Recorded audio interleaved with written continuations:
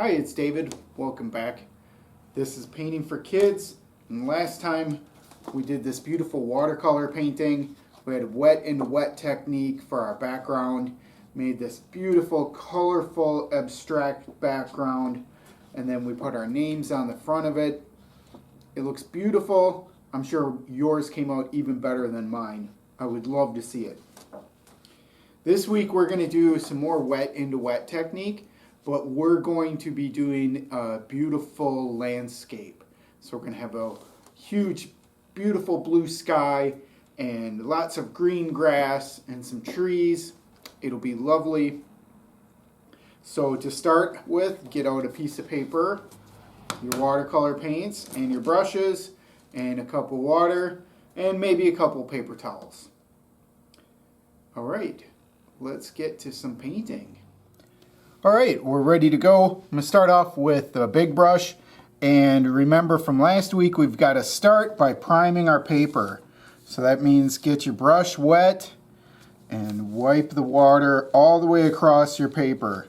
Get that paper pretty damp. And just keep going back and forth with the big brush. Some people will tape down their paper, and feel free to do it if you want to. I know not everybody has painter's tape laying around, so I'm not doing that just because I know not everybody will have that option. But just know that like your paper will move a little bit. You see mine definitely sprung up a little bit. And we want to just keep wetting it down though. And then I like to go the other way, you know, just to make sure that I got all the water on there. So it's really hard to prime the paper again after you start painting on it. It's not impossible, but it's difficult. All right, we've got this out pretty well there. It's pretty wet. Next, I want to get my second biggest brush, the number 6, and we're going to get that a little wet. Dip that into our blue. We want to start off with our sky. So I want to get a good amount of water in there. And then we're going to start with our sky and just start going back and forth. But we want to have some clouds in our sky too. So definitely find a few spots to just kind of leave a little white right now. You know, like around here I want maybe some clouds. And then, you know, around here a little bit. But the thing to remember is that we want to get our sky to go from being really blue near the top to kind of faded out blue near the spot where the sky meets the ground. And the spot where the sky meets the ground is called the horizon line. So near our horizon line, the sky actually gets a little duller and lighter and grayer. So one way we can do that is now I get my brush wet and then I don't put it in the paint. I just use the paint that's already on my paper and kind of move that around a bit. So that will help fade it out once it gets closer to the ground, where my ground is going to be. And that'll be somewhere around here. So we want to gray that bit out. Thin out your paint in those spots where it gets closer to the horizon line. And you know, by doing that, you just don't dip it into the paint and just dip it into the water. But now we want this spot up here to be a little more blue. So we're going to come back and now we're going to start with some more blue near the top. But if you make it, like I said, if you make it more blue near the top and less blue or like a washed out blue near the ground, near the horizon line, it'll look right. And that's all we're kind of aiming for right now. Let's just kind of make it really blue near the top and less blue near the bottom. And you can always find these spots where the line starts to get a little too harsh and you just dip it in the water and then spread it around a bit. All right, I think we're ready to put in some clouds. Now, I have this one spot here where I'm definitely putting in clouds. That's really white here. I'll probably put some more in here, but I also might put in like a little more here. But to start with our clouds, just dip it in the water. Don't put it in the paint. Make sure your brush is clean, but pretty wet. And then you want to go in and kind of just start doing like this circular motion like I'm doing to kind of like fade it out. You don't want to like you don't want a really harsh line. You want to fade it out. And one way I can do that is by just kind of moving the paint in a circle. And it'll give that illusion of kind of like a nice fluffy cloud. And the clouds are always darker near the bottom than they are on the top. Clouds have shadows even. So near the shadow, I'm going to make it a little gray. So I'm going to take just a little bit of black. That's way too much black. But I take a little bit of black and I put it on the top of my pan here. And then I can take a bunch of water and really kind of thin that out. Because we want like a really light gray. But we're going to put that in just a little bit near the bottom to put in some shadows in our cloud. This will help our cloud kind of stick out a little bit too. People will know it's a cloud. And then you can kind of find a few spots in the middle to kind of get it, you know, a little darker here just to get some variance. But that looks pretty nice. I'm just going to leave it a little bit. Well, I want a little more blue in there though. You know, always just add a little blue like I'm doing by just kind of dripping it in, and then we're going to go back over it with a little gray, make it even a little darker in that spot right near the bottom of the cloud. You see how I did that? I just kind of dip it in and just kind of boom, boom, boom, boom, boom. You know, I don't really smear it around too much. I just kind of like place it in here and there and let the water kind of do the job of spreading it out. All right, let's put in a cloud over here. So I want to make sure my brush is clean to start with, but pretty wet. Now go back in and do that circular motion and kind of make this circle a little smaller once you get to the edge of the cloud.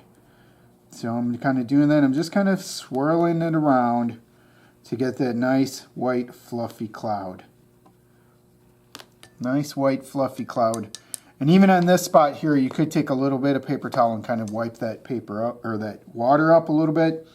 I'm going to leave it on mine. But you could definitely do it in some of these spots where you're making clouds. All right, so now I want to make the bottom a little darker. So I'm going to go back in to my gray here, my black, and kind of just spread it around a little bit near the bottom. Hit it with a little bit of blue. Just tiny little bits. And you see how I'm still just kind of dropping it on there a little bit. Need a little more gray.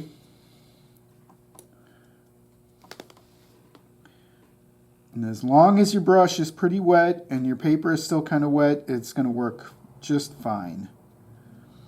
And kind of spread out like that. And maybe we want to go back in because now I'm starting to get a too harsh of a line. You know, so I can go back in with just a little bit of water and just kind of soften that up. That water will soften it up. See, now we got a nice soft cloud there. Go right around the bottom a little bit, and that'll turn out great. We'll put a little bit of gray up here. Should look pretty good, but if you do want your cloud to stand out even a little more, like you see here near the top, it's kind of fading in a little too much. You can always go back with just a little bit of blue and just kind of go around it a little bit with some blue. That way it kind of outlines your cloud a little bit. There we go.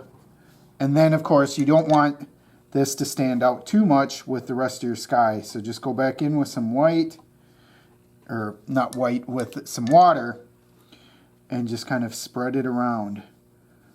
Make sure it kind of naturally just kind of blends in with everything else.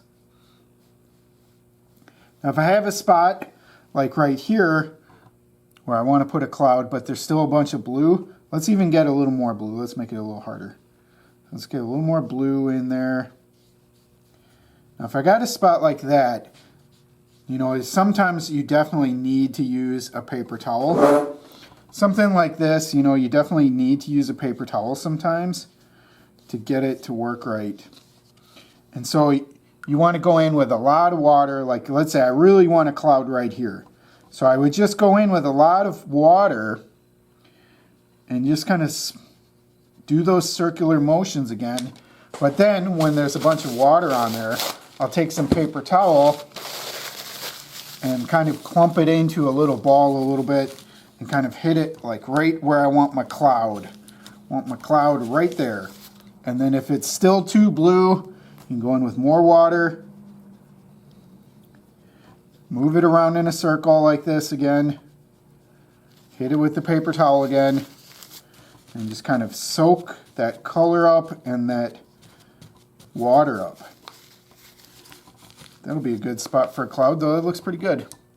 All right, so we want to do the same thing though. I still want it a little more over here. And just do that circular motion to get my nice clouds. And then of course, put in the shadow on the bottom. So go in with a little bit of gray near the bottom. Just a little bit. This cloud's a little bit smaller than the other one too. And put a little in the middle just to get a little variance there. And a little touch of blue, some more on the bottom. That's a little too much. That's okay though, we can go over it with a little bit more gray. There we go. And then just kind of a little bit of water to kind of just soften it up a little bit. Beautiful. I like it. Nice, beautiful little cloud. And now I just want to find some more spots where I want just a little more blue. Because once we're done with the sky, I want to be completely done with the sky, and I don't want to paint any more into the sky once it's done. You kind of want to get it to a point where it's like, okay, it's beautiful, I love it. We're going to leave it like this and move on to the rest of the painting. So I'm just kind of finding some spots like this where it needs a little more blue in the sky. You know, right around here. Make sure to spread it out so that it blends in evenly. Even if you got to just go back and just use more water. Blend it in. Looks pretty good. Alright, I want a little more blue, I think, near my horizon line though. And I'll spread that around like so.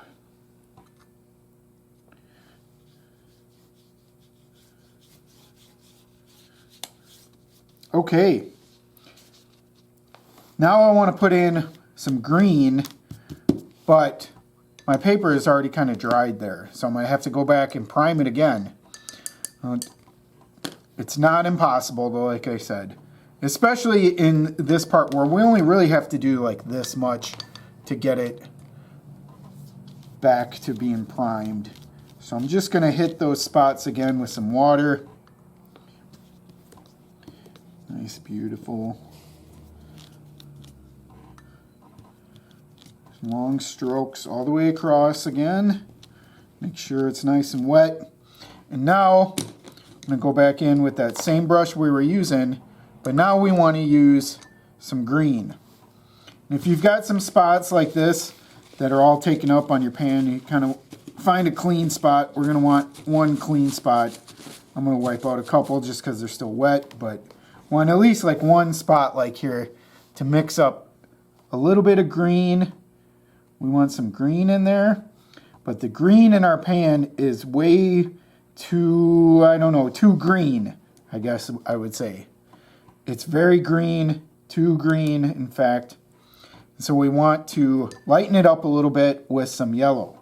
So you take some yellow and mix it in with that green. There we go. A little bit lighter is what we want. Ooh, there we go. We want more of a yellower green for our grass though. So I'm going to go in and paint that in.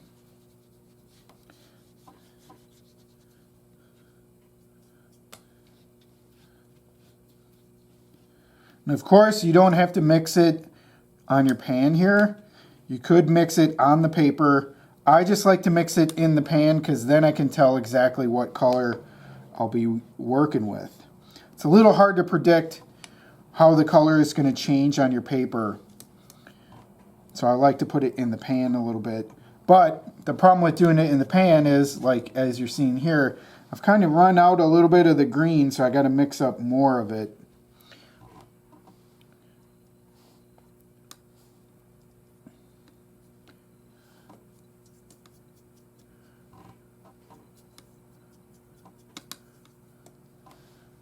So it's kind of a trade-off.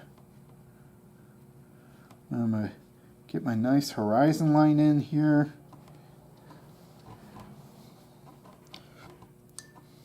So with this painting, we're not going to make a horizon line like really definite. We're going to let it kind of be a little foggy maybe. And that's totally fine. And then I want to put in, you know, just a little bit of trees here and there. I'm just going to go in and just kind of put in a little bit of green here and there. Like, these aren't going to be defined trees. These trees are way, way far away from you, so they're really hard to see. So they don't have to be well defined. You just want to put some green here and there.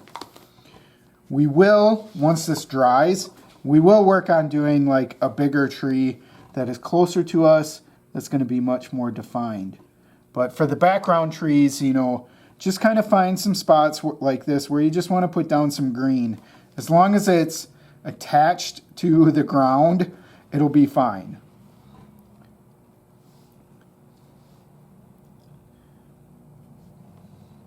So you see, I start usually by putting it near the ground. You make sure it's attached to the ground and then just kind of dabbing around. These are just our preliminary background trees, just because, you know, maybe we're looking at a prairie or a forest, and these trees are very far away. It's hard to make out. Okay, that's really good start, and we're gonna let this dry. So then we're gonna come back and we're gonna do some wet into dry technique. Make sure though, before it dries, you know, you find any spots that could use a little more green here and there,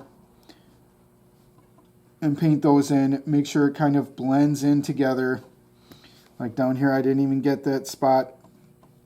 There we go. I think it looks pretty good. It's a great start to a painting. We're gonna let it dry and then come back and finish it. It'll probably take about 5 to 10 minutes to dry.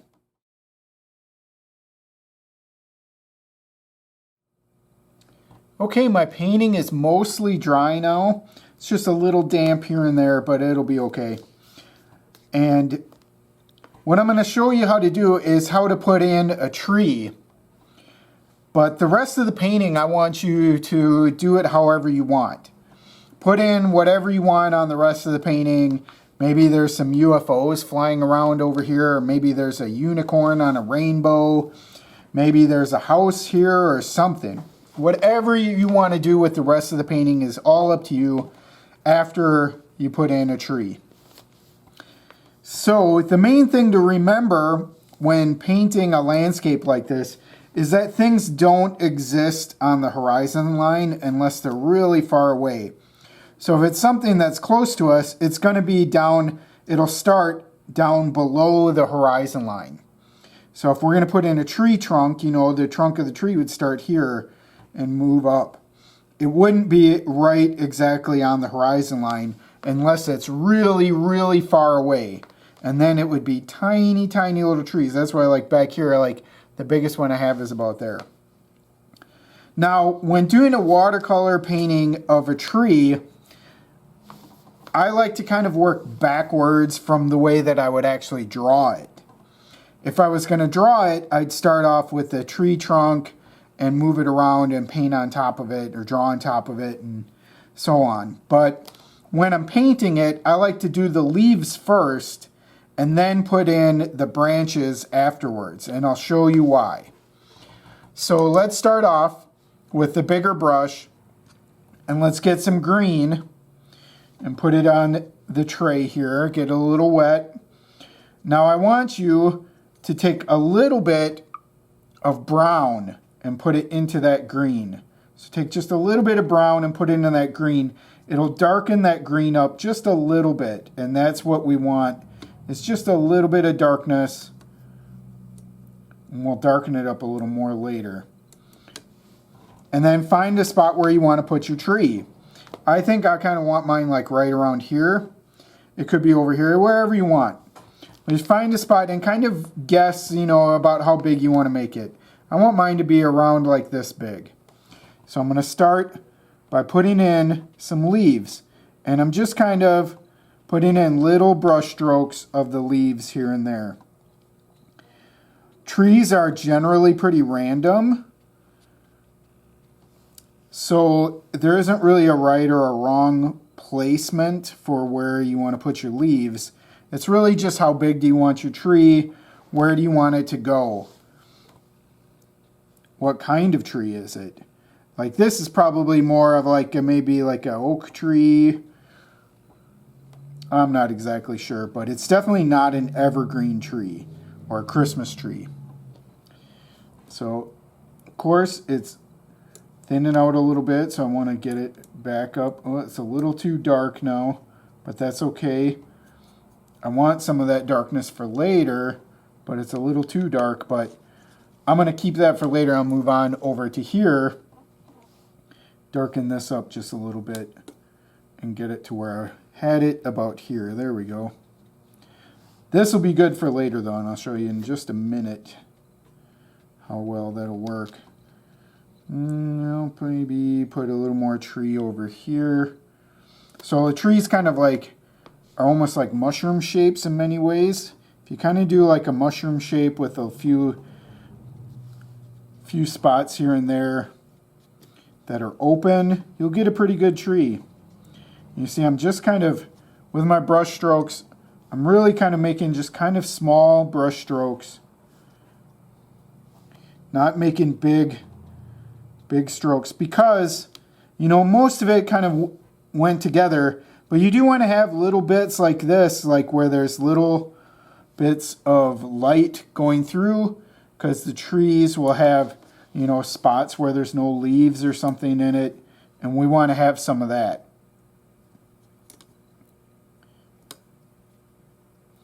So let's find a few more spots for that, and then we'll call our tree pretty much in the right size and shape that we want. I think that'll be good, kind of about like there. Now this tree is going to be pretty big, so it might even go off the bottom of the paper, which is totally fine too. There we go. So now I've got my leaves shape in. So we want to do two things. We want to have a spot that's lighter on our branches and a spot that's darker. So we're going to go in, and now we're going to put in the darker spots. So I'm going to get a little more brown on that green. And then kind of near the bottoms of some of these spots, we want to put in some of that darker green, that greenish brown. And it's kind of like our clouds, though. You just kind of put it out near the bottom and just let it kind of spread around a little bit here and there. We want some light spots and some dark spots in our tree. But I'm mostly just kind of putting it near the bottom.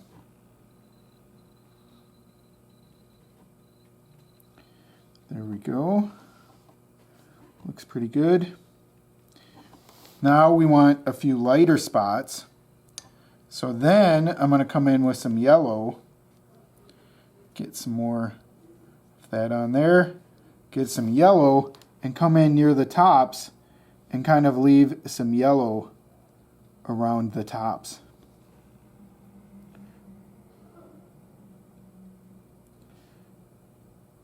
Little bits here and there, and just letting it kind of go where it wants to go. You can always let it dry and come back and fix it if something happens that you don't like maybe there's too much yellow in some spots. You can always just let it dry and come back and fix it a little bit. We're going to leave it the way it is right now. We're going to start working on our tree trunk. So put the bigger brush away and grab our smallest brush. And if it's brand new, like you always want to kind of just grab it and move it a little bit. They use glue to attach the brush bristles. And so sometimes they get a little extra glue in there and you just want to kind of, get that brush working. So let's come in and grab some brown and kind of get it all over your brush there and find little spots where you can put in some branch like there. Just put in some little bits through where the tree kind of sees through. You can go into the leaves in some spots too. If it spreads out a little bit, that's okay. The main thing with a tree to remember is the branches always get skinnier as it moves out of the tree. So if you go really far off of the tree, you want it, like here, you want it to be pretty skinny. And then as it gets closer to the trunk of the tree, it gets thicker and wider. And you can have some spots like here where it kind of just fades out. That's actually pretty natural because the leaves will cover that and it'll look just fine. And of course, like some of these spots, I might come back over with a little more green after it dries a little bit.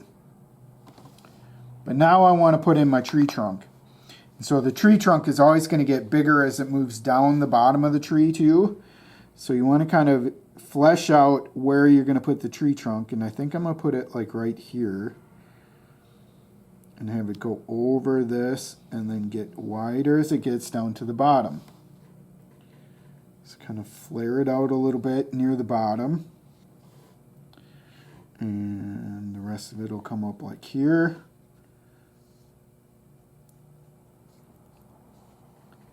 Maybe something like that. And we'll fill in the rest of this with some brown for where our tree trunk will be. Maybe it doesn't go off of the paper. I don't know. It maybe probably should, but we're going to leave it off for now. We're going to leave it on the paper, for now. We're just going to let it be there just so you can see kind of the bottoms of how I would finish off the bottom. There's always like some roots that kind of like come out of your tree. So if you have it kind of go, you see how I did a little bit of like a V shape there, like an upside down V shape. That's kind of pretty good for the tree trunk for like where the roots would come out. You can always put like one like over like here or something. The main thing again, even with the roots though, is like the branches. As long as it gets thinner out to the edge and thicker as it gets to the base of the tree, then you're fine. Put in some more roots over here and then maybe another one over there. And then, if you want to establish like a darker and lighter spot too of the tree. Ooh, maybe I think I want a branch that comes out like here. So you see how I kind of put in the branch and then I go back and thicken it up in spots where it gets closer to the trunk of my tree. And I think I do want one like right there too. But you can kind of make it up however you want. Like I said, like trees, as long as they look kind of random, then it's fine. Nature, the best way to fool people's eyes about nature is to kind of make it look kind of random. Even though it's more likely, it's closer to like a fractal pattern than actually randomness. But I'll just put in a few little streaks of brown here and there just for some, other leaves or other branches that are sticking out here. And I kind of want one like right about there. I think that would look nice there. Looks beautiful. So the last thing we have to do for our tree is kind of put a little bit of a shadow on it. And that's just picking out, okay, what side should I have my sun on? I'm going to put the sun over here. But usually, unless it's a sunset, when you're doing a landscape painting, you usually don't see the sun because the sun is like way above you. So you usually don't see the sun. But you do pick out like what side of your painting it's on. I'm going to say it's on the left side here. So that means I'm going to put some shadows on the right side. So I'm going to come in with a little bit of black, but I don't want too much. So I want to thin it out, and you can put it over here and really kind of thin it out. We don't want it too dark. And if it mixes in with a little bit of green, that's okay too. That'll look nice. And you want to come in on just like one side of your tree and just put in like a little bit of shadow. And you can go like underneath. You see how I went just on the bottom side of that branch? You can do that on the bottom side of like the roots. Would make it look kind of nice. And then, you know, have it come up just a little bit. See how I did that there? And you just have it come up a little bit, and that'll get, you know, make it look like the tree parts move in and out a little bit. And then I want it mostly like on the right side here. And then I just kind of let it fade out, or make it fade into the rest of the tree. A little bit of darkness on that side makes it look really nice. And of course, you want to maybe put in like a few little spots here and there. So maybe the bark of the tree moves around kind of weird. So I'm just kind of fading this in and out a little bit. And then if you want to put a little bit of orange in there too, it kind of livens it up a little bit. So I put a little bit of orange just on the left side. Just a tiny little bit, and just kind of streak it in here and there.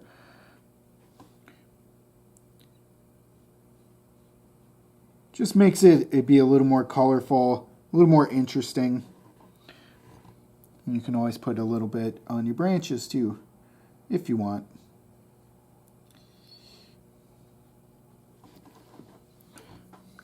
Looks pretty good. Now at this point, you can always go back in and fix it a little bit if you want. Like some of this is getting a little too brown. I want more green in there. So I can always come back in and grab some more green and kind of go over that. You see how I kind of went over those spots a little bit. Get rid of some of those spots where there's just a little too much brown. I don't want that much showing of my branches. But that's entirely up to you, like how much of that you want. It's really if you like it or not. The only person you really have to please when making a painting is yourself. There we go. I like that quite a bit. So that would be one tree. Now the last thing I like to do for my paintings like this is to put in a little more grass that's closer to you to kind of get the same effect as our sky. So for our sky, you see here like it faded out a little bit more towards the horizon line, but it's bluer and brighter near the top. Well, that's the same thing we want to do with the bottom, but kind of the opposite. At the horizon line, it should be more faded out, and then as it's closer to you, things are brighter and more in focus. So I want to put this brush away, and we want to go back to our tiny little brush, and we want to get some more green. We want some nice, good amount of green. And we're going to just put in some grass. And by doing that, I'm just kind of taking my brush and kind of just putting in some grass like this. It's going to take some time to get all of it all the way across. But you see the idea that I'm doing here. And it's better if it's a little more faded out, like here on these sides rather than there. But if it gets too bright, you know, you can always just come back and just either use a paper towel and wipe it up a little bit while it's still wet. You see how that kind of faded it out a little bit? Or you could just put in a little more water on top of it. I'm just kind of putting in a little more blades of grass here and there, because these are pretty close to me. And I'm not really worried about how they're moving. You just kind of want to go back and forth. These just kind of go one way and then go back the other way. You'll get some pretty good grass that way. And really, I'd want to let my tree dry before putting the grass in, but I'm just going to do it now just because I'm doing it. But otherwise, you see I get a little bit of brown here and there going over into my grass, but that's totally okay though too. It's not that big of a deal. I do want that faded out though, so I'm dipping it with my paper towel a little bit. Get a few more blades of grass in there. Now this grass you don't have to put in, but I just think it makes the painting look a little better. Because like I said, things that are closer to you are more in focus. They're brighter, more colorful. Things moving farther away from you are always more grayed out, or it's faded out, something like that. All right. Then if you want to, you could even put a little more grass here and there. Just find a spot here and there, but go a lot smaller with it. You see I'm just putting in like a few little bits here and there, but they're really kind of small and just little bits. That one's way too bright. I can always hit it with paper towel, fade it out. But when I'm doing it in the background, I'm not going over like the entire thing. I'm just putting a few clumps of grass like here and there, some tiny little ones, just to have a little more variety in my painting here, make it look more interesting. But you can put other things way in the background too, it's totally fine. But I just want some little tiny blades of grass, and as they get farther away from you, they're even smaller. There we go. I think that painting looks great. It came out amazing. I hope you were able to make it look even better than mine. I'm sure it looks great. But one of the things you could do if you want, once this dries again, you could come back in and flesh out your tree even more. But I kind of like having it look kind of random like this. But of course, you can always come back and work on these even a little more if you need to. The main thing is to recognize when something gets to be too wet, where you can't really change it until it dries. And that's where my tree is at right now. Like you can see pools of water here, and you really want to just let those dry before working on it anymore. But otherwise, I think that's it for today, guys. Thanks for following along. Of course, if you have any questions, send me an email. I would love to see your paintings as well. And we will talk to you next time. Bye.